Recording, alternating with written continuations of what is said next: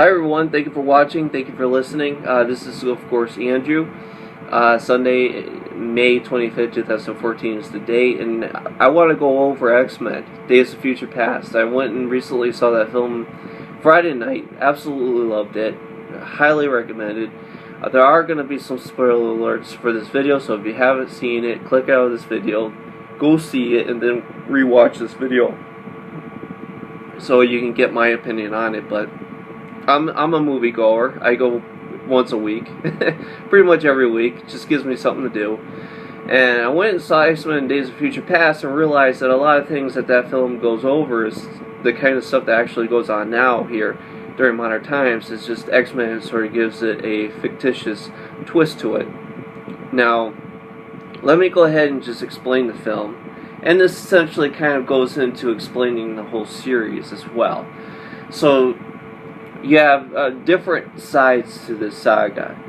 You have the mutant side, and then you have the human side. And this is all a political battle that is currently going on, and the mutants are in sort of a civil rights battle with the humans to have more rights, sort of like, African American and gays and lesbians, fighting for their rights to be able to sit in certain bars or certain restaurants, and being able to have rights to be able to go to school with all the other white kids, for example.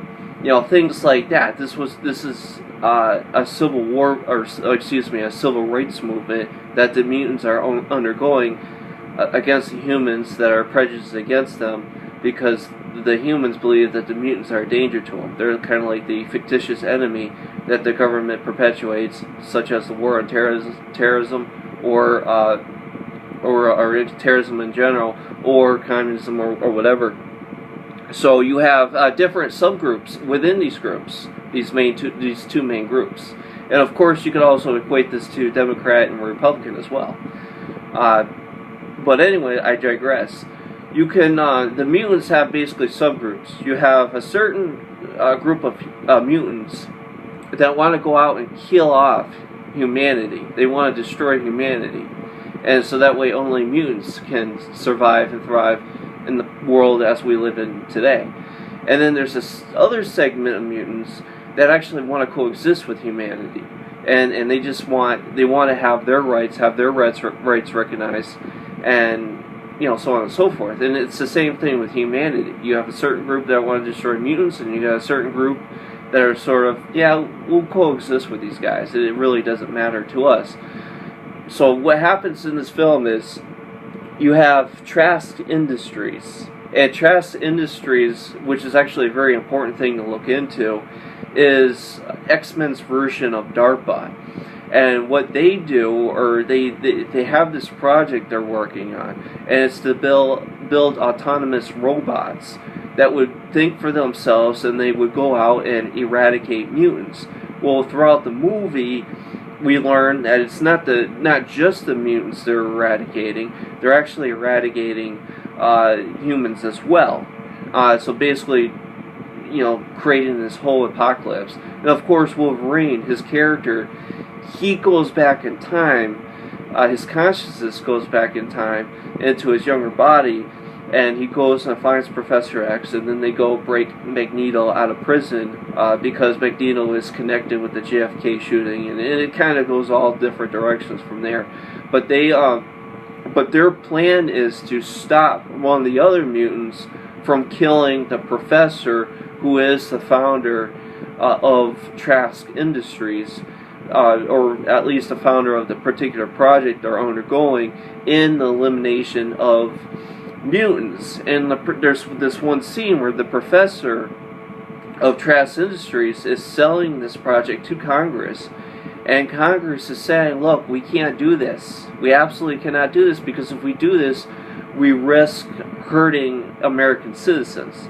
And of course, before I forget and then continue to move on, this scene takes place in the 70s, in the early 70s, and that's when Wolverine, Hugh Jackman's character, goes back in time. And so that scene takes place right there. And so what happens is, if they don't stop this other mutant, and this other mutant is played by the girl that's in Hunger Games, forget her, or Jennifer Lawrence. She actually, in the current timeline, she actually kills the head of Trask Industries, the head of this project. And what happens is the U.S. government actually captures her after she assassinates this guy. They torture her, they take her DNA, and they take the genetic information that they need from her to be able to merge that DNA into the robots, so that the way the robots can adapt to any type of attack that any mutant can impose upon it. So that way the robots are completely, they cannot be defeated. They're basically exterminators. They cannot be defeated. They cannot be beat. The mutants have absolutely no answer for them, because any type of attack that they impose upon them, that attack sort of gets reflected back upon them. And of course you see that in battles that do take place throughout the film, where the mutants are just completely defenseless and have absolutely no answer to them. The only answer that they have is really to have one of their other guys go back in time and to try to reverse Trask Industries. So, to make a long story short, what this movie really is about is about the eugenics movement. It's about the eugenics movement to kill off 90% of the population. It's also about how the U.S. government is out there creating a robotic army, an autonomous robotic army that's going to hunt down not just certain individuals, but groups of people, and they're going to try to kill people off. And that's what this movie goes into. And, it's funny, too, because Ryan Singer, the guy who directed this film, it came out that he was a pedophile. It was engaging in pedophilia back in 1999. That information was released just weeks prior to when X-Men was being released, or this particular installment of X-Men was being released. So, very interesting things that this movie goes into. I highly suggest for anybody to check it out, because this film does go into what we're experiencing right now. Now, I'm trying to think if there's anything I forgot, because there's so much stuff that is going on, and of course they do bring up the issue of false flag in this film. They do bring up the JFK conspiracy theorists, and let me just go into that just briefly.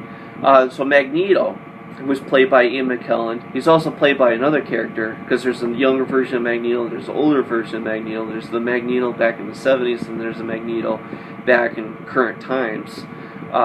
So the younger Magneto is being accused of killing JFK because his powers, he has the ability to be able to manipulate metal and bend metal and to make metal go in whatever direction that he wants to go in, particularly bullets. So what happens is JFK gets assassinated, and supposedly he manipulates the bullets to curve in that particular direction to head towards JFK. But what he says in the movie is that that's not actually what happened. So before he goes into an explanation of what actually happened to sort of defend himself, someone else in the movie cuts him off and says, "All right, we need to do this X, Y, Z." I'm trying not to give away some of the movie. You just have to see it for yourself.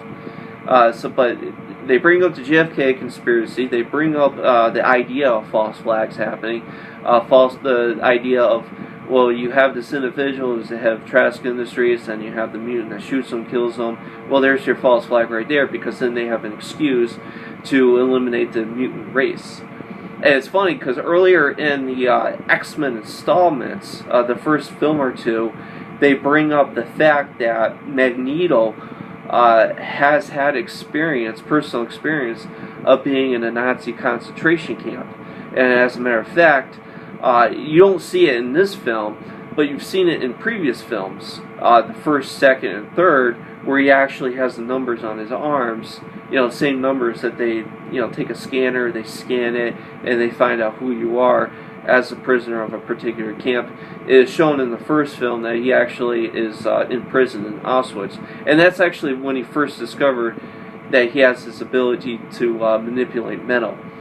So that's pretty important too. But he gets implicated in JFK assassinations and all this other stuff. And they just sort of create this fictitious conspiracy theory where did he actually do it or didn't he actually do it, and he ends up getting imprisoned in the Pentagon. They break him out to help them track down this mutant that's going to commit this false flag attack. So there's all that component smashed into this one movie. The same type of things that everybody else online talks about, the internet talks about. And I'm wondering, too, did Bryan Singer, I forget what it is, Bryan Singer or Ryan Singer, anyway, the director of this film, I'm wondering if he actually got too deep with this film. I'm wondering if he told too much of the truth in this film. And, you know, when you watch a lot of movies today, there's a lot of truth to them. There's a lot of bits and pieces of truth that are told, especially if you're paying attention, you know. And a lot of movies, especially now, a lot of movies are coming out are about false flags. There's movies are coming out talking about genetic modification, and there's that there as well. Let me go ahead and get into that. This particular mutant that I was talking about earlier, she can mutate into anyone that she wants, and she looks exactly like that person she's emulating. So what happens is, you know, I'm sort of kind of repeating myself because I'm really excited, but they take whatever it is that they need from her, merge that with machines. So there's this idea, this notion that X-Men now introduces in transhumanism, and where you have kind of a biological merger of man and machine, and that ultimately is what causes the apocalypse, and that is ultimately what the X-Men are currently struggling in and trying to reverse. And that's really the whole theme of this film, is all that stuff that I just talked about. So you have to watch this film. It's really an interesting film. It's an eye-opening film. I believe that they do tell a lot of the truth in it, and that's why it's so important. It's very important because this is a type of film that, yay, it's a superhero film, it's another X-Men film, and that's exciting, and it gets people excited, but for a lot of people who don't pay attention to these conspiracies that are ongoing, that they're real conspiracies, it gets people who don't pay attention to that stuff to come into the theater to watch this film, and maybe, just maybe, this film will reach one person and will get that person to start thinking, alright, is JFK, is that really a conspiracy theory? Is transhumanism, is that really a conspiracy theory? Is Trask Industries, is that real? Because again, Trask Industries is a fictitious version of DARPA, and they're doing exactly what DARPA is doing right now, and creating this robotic army to inevitably destroy humans as we know it. And of course, robots are taking all over our jobs and things like that. You know, fast food workers, we want $15 an hour. We want to be paid more. You know, they're being replaced with robots. So, thank you for watching. Thank you for listening. I know there was a lot of information. I'm kind of all over the place with this video. I don't tend to prepare my videos a lot, so, and you could probably tell by watching them. But again, thank you for watching. Take care. God bless, and I'll see you guys tomorrow. Bye.